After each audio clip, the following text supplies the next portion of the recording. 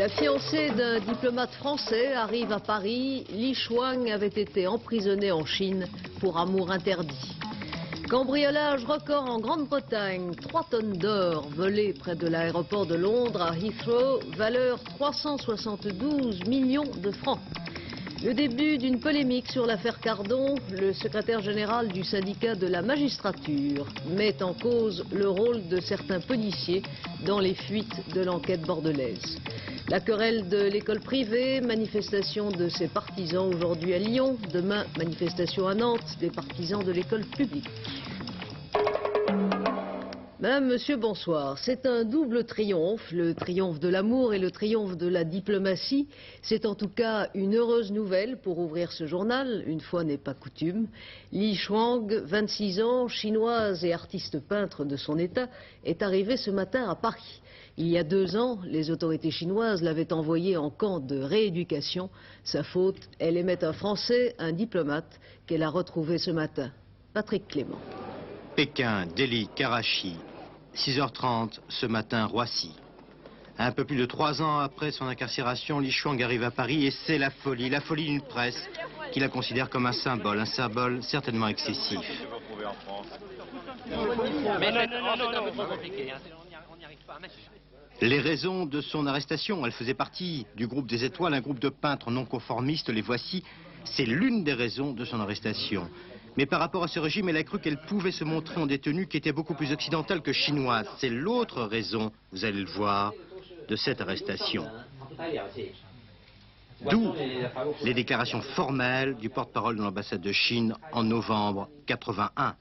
Li Shuang, citoyenne chinoise, a enfreint la loi. Elle s'est vue infliger 2 ans de rééducation par le travail, décidé par l'organe judiciaire de Chine, conformément à la procédure judiciaire. C'est sans appel, mais pourtant 3 ans après.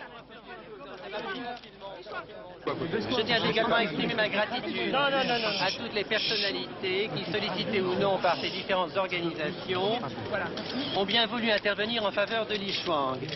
Je suis convaincu que sans le soutien de l'opinion publique et de la presse, je n'aurais sans doute jamais retrouvé Li Shuang. Qu'est-ce que vous avez l'intention de faire, M. Belfort? De me marier et d'être heureux.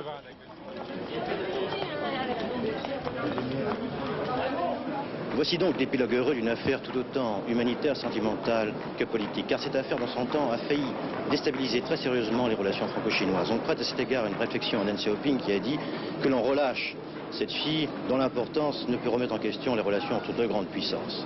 Les Chinois qui agissent pour la première fois de cette façon ont agi sous la pression, celle de l'opinion internationale, celle de la presse internationale, mais aussi celle de François Mitterrand qui a suivi ce dossier tout particulièrement.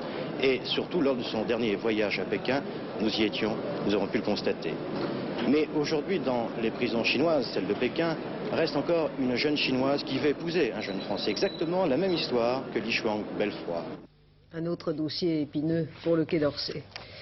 Les Britanniques n'ont pas de chance aujourd'hui. Eux qui sont si friands de journaux et de faits divers, les voilà privés de quotidiens nationaux par suite d'une grève du syndicat du livre local. Alors que ce matin s'est produit le cambriolage le plus fabuleux de l'histoire britannique, plus fabuleux encore que le casse de Pâques en avril dernier dans une entreprise de gardiennage, plus fabuleux aussi que le raid sur le train postal il y a 20 ans.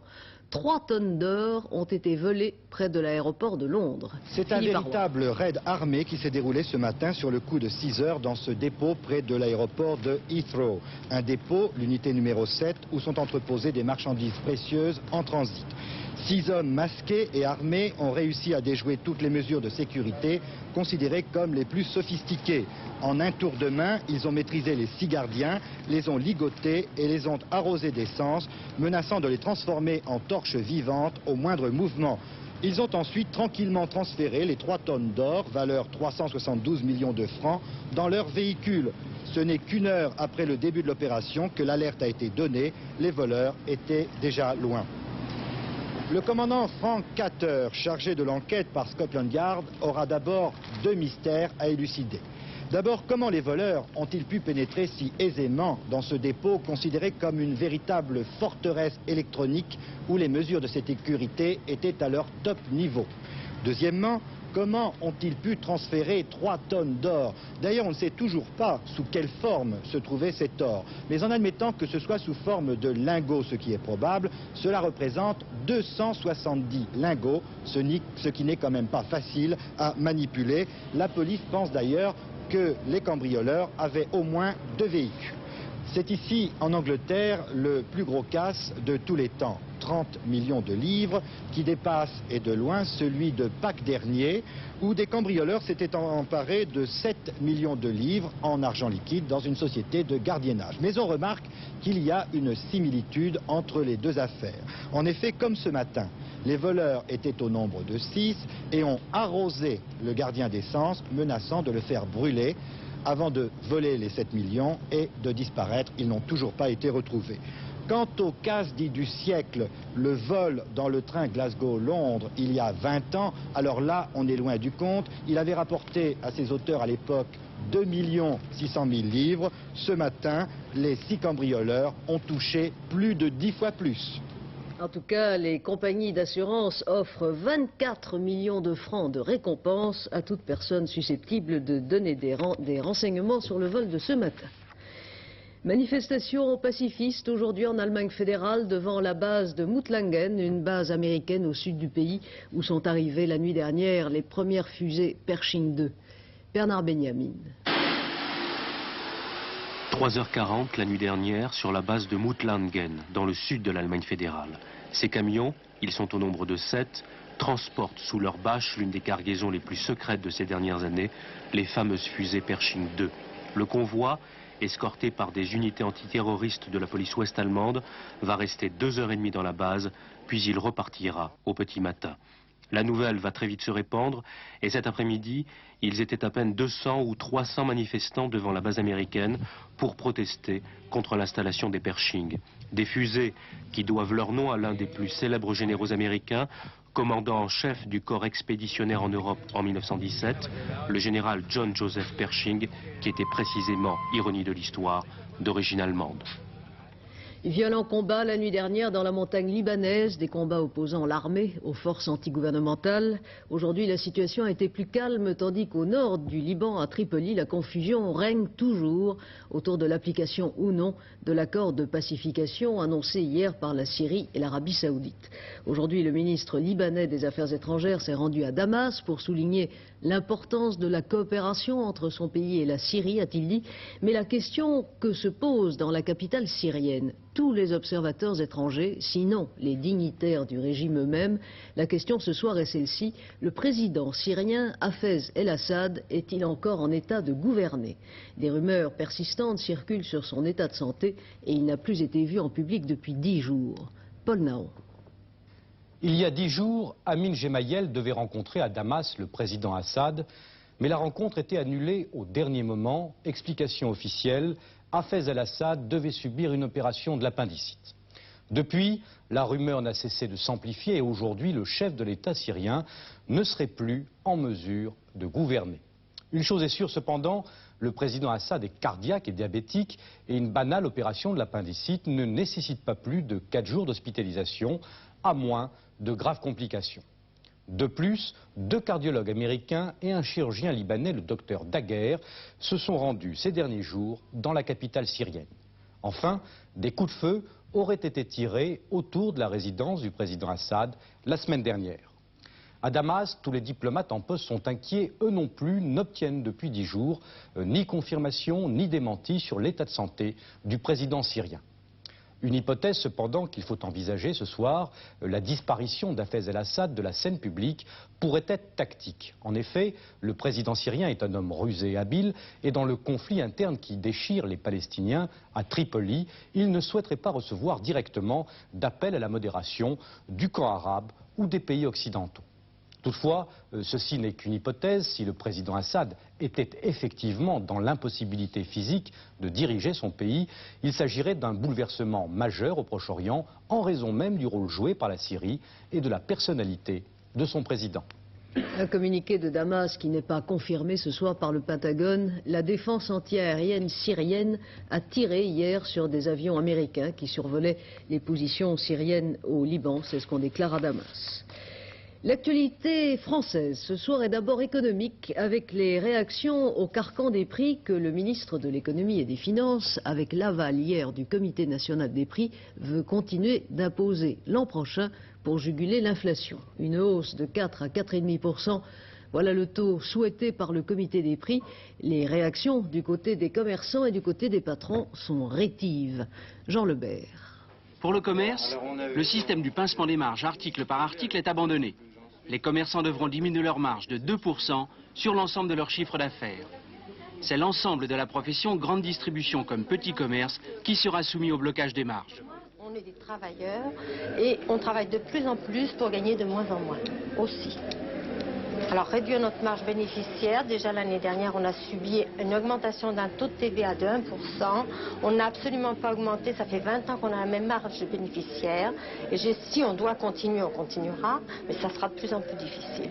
Je pense que c'est complètement aberrant, on est déjà pressé et même compressé, donc on veut absolument notre mort et puis c'est tout, quoi. C'est absolument... Pour les prestataires de services, le secteur reste placé sous le régime des engagements, c'est-à-dire que les organisations professionnelles sont tenues de respecter les augmentations prévues avec les pouvoirs publics. 2 augmentations pour 84, 2% au 1er avril et 2,25% le 15 septembre. Pour cet hôtelier, c'est le client qui va en souffrir. Ça fait que ça va nous obliger à diminuer certaines prestations qu'on donne, étant donné que tout augmente et nous pas. 4% sur les prix de nos chambres, comme vous voyez, ça fait pratiquement rien.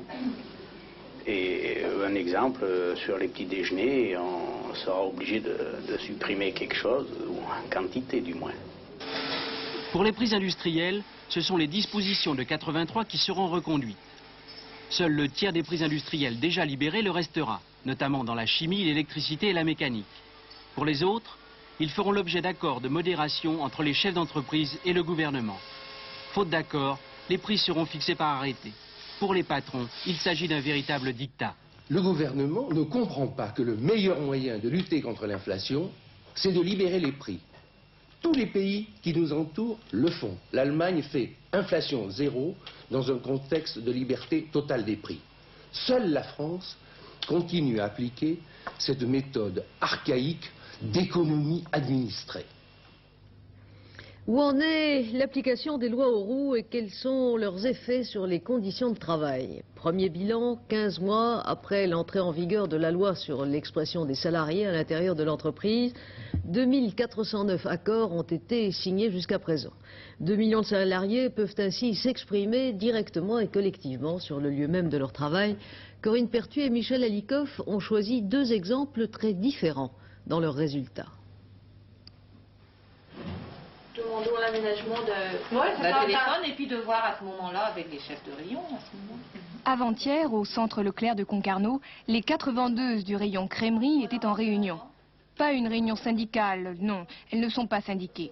Elles participaient à un groupe d'expression. Cette fois-ci, elles demandaient une cabine insonorisée pour le téléphone. Si on a des problèmes, on arrive à les résoudre. Avec ou sans l'aide de la direction, ça dépend de quel niveau il est ce problème. Et qu'est-ce que ça a apporté entre vous? Une meilleure entente. Et puis oui, c'est-à-dire qu'avant on avait pas mal de travail dans les rayons, on ne pouvait pas en discuter. Tandis que là, comme on a 1h30 pour parler des problèmes, on le fait entre nous, c'est plus facile, quoi.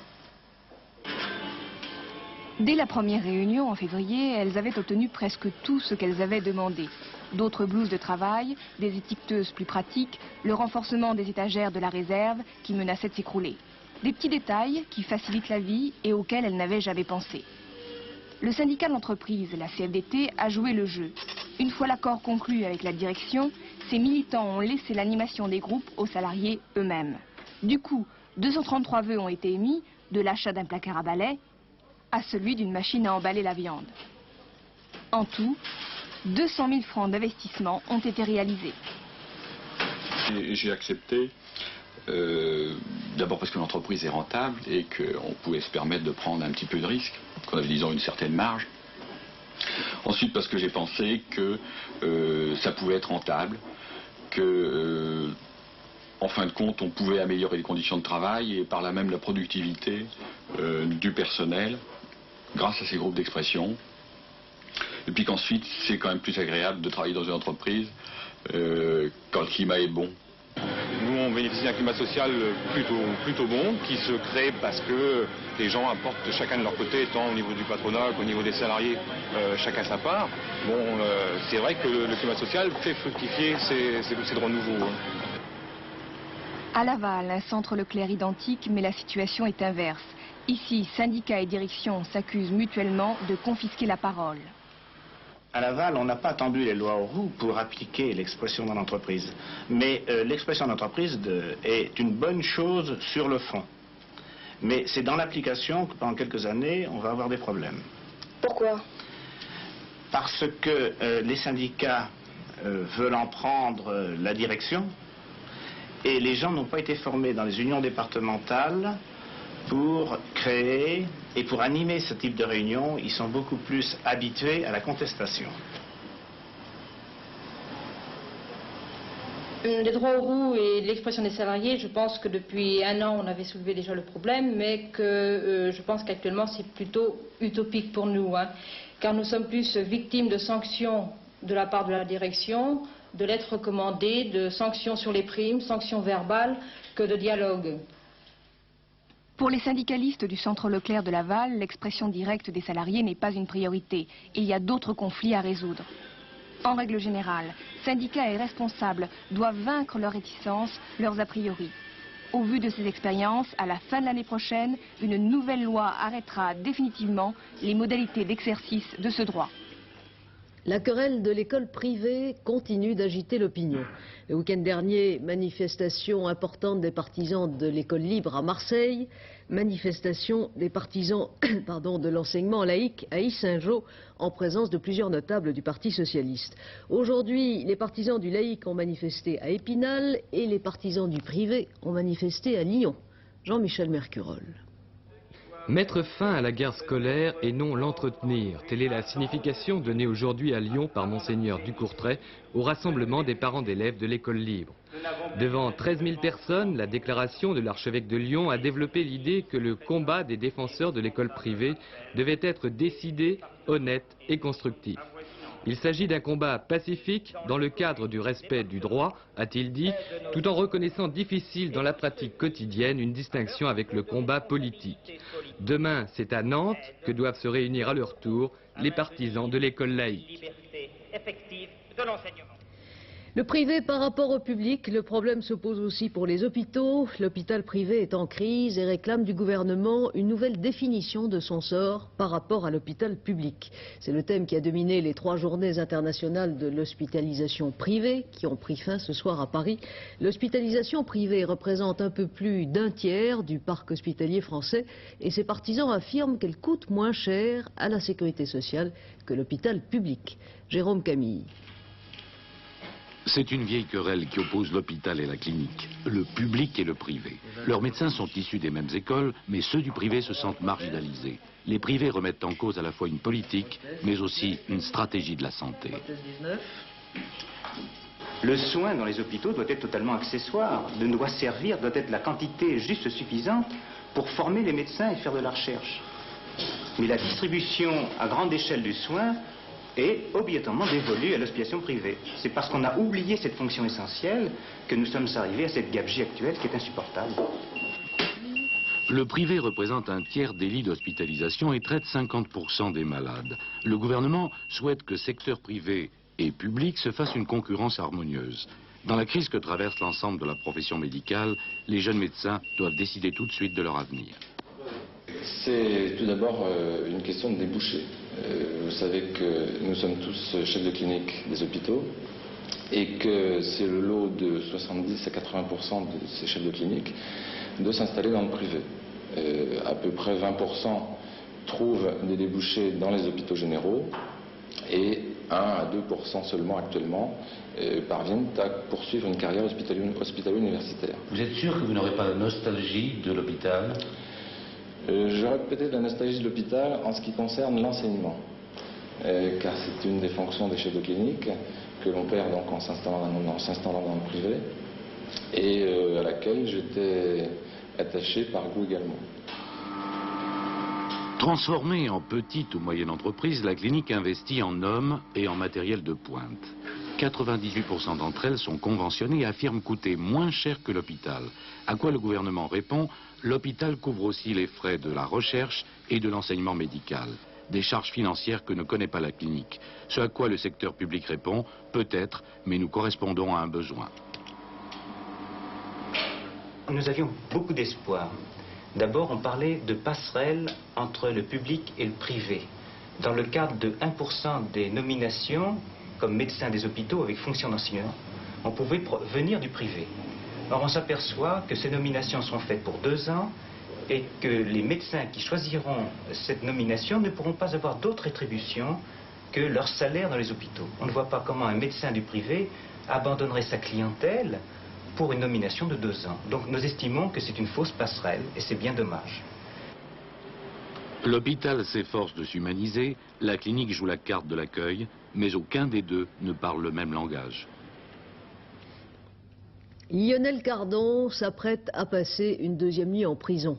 Inculpé hier soir pour le meurtre du motard et la prise d'otage de jeudi dernier à Paris, Cardon devra aussi répondre la semaine prochaine aux magistrats instructeurs de l'affaire Aran.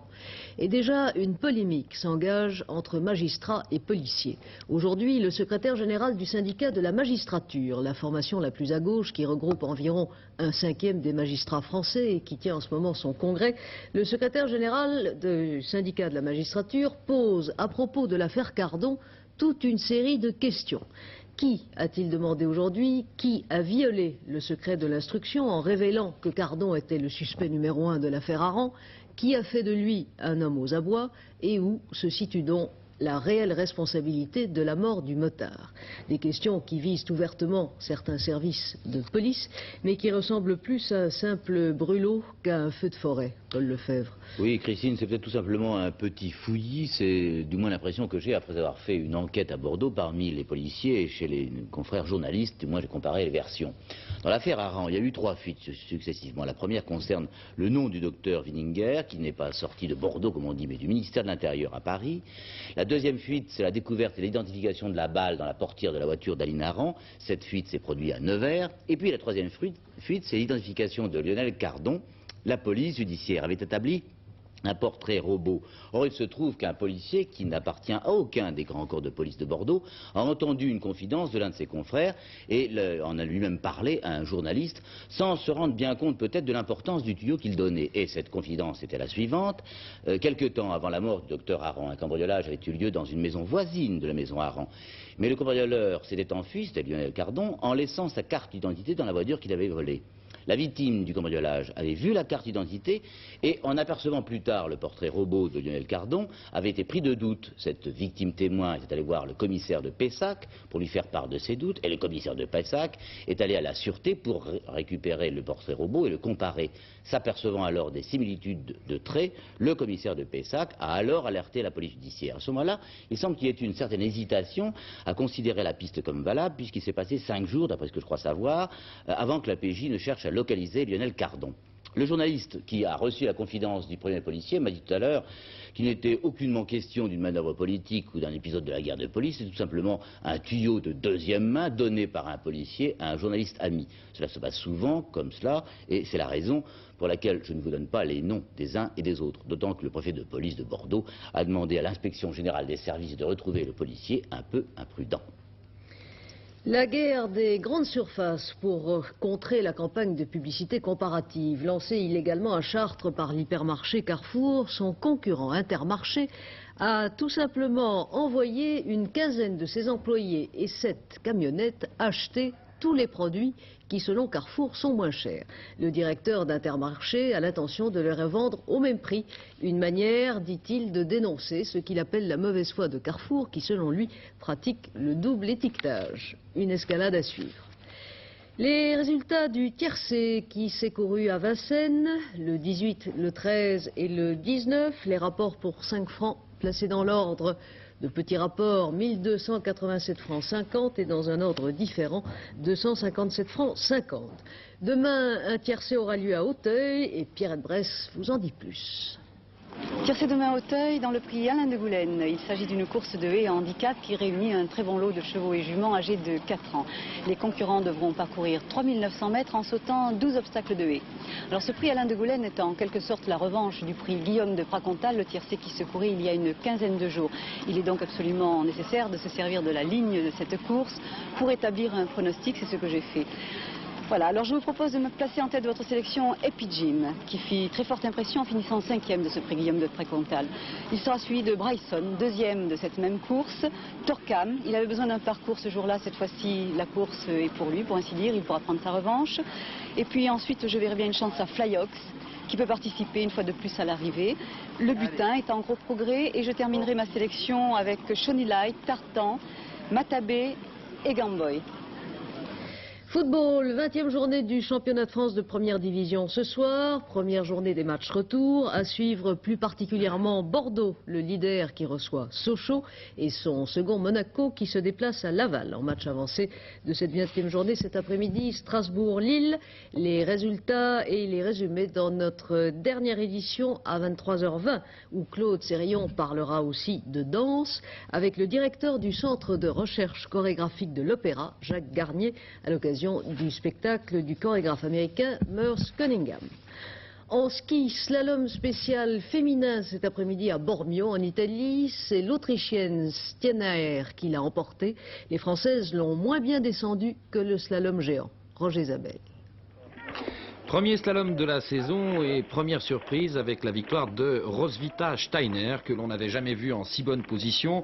La perspective des Jeux de Sarajevo a fait son effet sur cette jeune Autrichienne, très à l'aise sur la neige artificielle de Bormio. Roswitha Steiner, en tête après la première manche, va réussir à maintenir une toute petite avance de 4 centièmes sur la grande favorite de cette épreuve, la skieuse du Liechtenstein, Annie Wenzel. Rien d'inquiétant pour Annie Wenzel qui, elle, avait terminé 3e de la première manche et qui va se classer 2e au général. Le Liechtenstein pourra compter sur elle cette saison encore. Une saison qui commence de manière on ne peut plus serrée puisque les 3 premières se tiennent dans la même seconde. Et la 3e, c'est la Suissesse Erika Hess, à 42 centièmes de Roswitha Steiner. Les valeurs sûres, cette année, des années passées, sont encore là. En revanche, légère déception chez les Françaises après la victoire de Fabienne Serra il y a 2 jours en géant. Perrine Pellen ne termine qu'à la 6e place et Fabienne Serra à la 13e. Mais pas de panique, les World Series ne sont que le lever de rideau de la Coupe du Monde. Le temps demain, Alain Gilles-Pétré avec une superbe pochette verte. C'est bon pour la grippe, les pochettes vertes? Non, mais c'est bon pour l'eau. C'est la pochette de pluie. On manquait d'eau depuis 2 mois. Bien, depuis 2 jours, on est servi à la vôtre. Regardez la photo satellite, toute cette flotte. Il y avait le paquet d'aujourd'hui, et puis voilà le paquet de demain. Cette dépression qui s'approche, qui va traverser le pays du nord-ouest au sud-est extrêmement rapidement. Ensuite, nous continuerons à avoir des averses. Ça continuera encore lundi. Les agriculteurs manquaient d'eau. Ben voilà, il y en a maintenant. Regardez la carte pour demain. Donc, une zone de pluie plus intense qui aura traversé le nord-ouest le matin se situera en milieu de journée de l'Aquitaine au Massif central et au nord-est, accompagnée de rafales de vent de sud-ouest assez fortes à fortes. Sur la Méditerranée, les Alpes et la Corse, progressivement le ciel se chargera, le soleil disparaîtra et la pluie viendra pour le soir. Ensuite, le ciel deviendra variable, sera quand même très chargé, avec beaucoup de passages nuageux, des averses toujours et des rafales de vent d'ouest fortes sur l'Atlantique, sur la Manche, mais même à l'intérieur. Le baromètre est stationnaire. Le thermomètre est en légère baisse, on bat quand même des records, je vous en fais grâce. Cela va de 13 à 15 degrés sur la moitié nord et de 13 à 19 degrés sur la moitié sud. Pratiquement aucune différence entre la nuit et le jour. C'est donc extrêmement doux, tout à fait inhabituel. Renonçons à comprendre ce qui se passe en ce moment dans le ciel. Demain, c'est le dimanche 27 novembre, 2 minutes de soleil en moins, levé 8h18, couché 16h58, c'est le dernier quartier de lune, c'est la Saint-Séverin. Vous pouvez lui demander de prier pour vous, pour qu'il vous donne quelque chose pour votre grippe. Moi, je donne ma pochette. C'est très gentil, mieux, merci, ça va voilà. Sûrement beaucoup me servir. Voilà, à 23h20. À 23h20, pardon. Dernier journal présenté par Claude Sérillon. Demain, 12h45, antenne de midi. Et à 20h, vous retrouverez Bernard Rapp. Très bonne soirée. À la semaine prochaine.